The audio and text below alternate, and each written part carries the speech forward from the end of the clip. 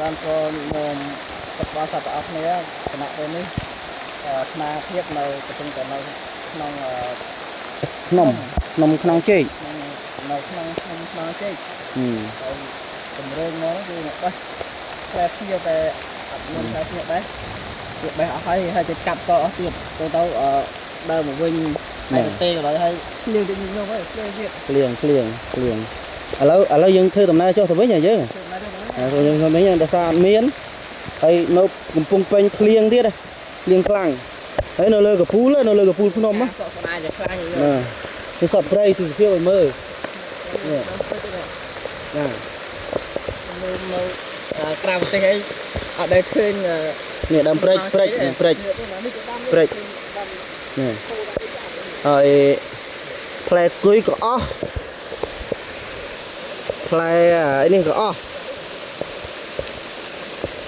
ផ្លែសេម៉នផ្លែភ្ញៀវអស់លីងមកអត់តាន់គេបេះអស់បាត់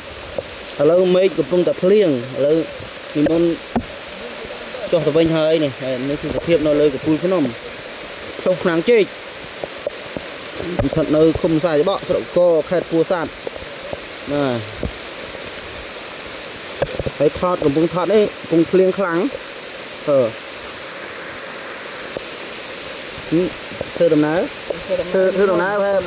5អង្គនៅតែចុះទៅវិញអស់ខ្លះហើយទៅមុខខ្លះ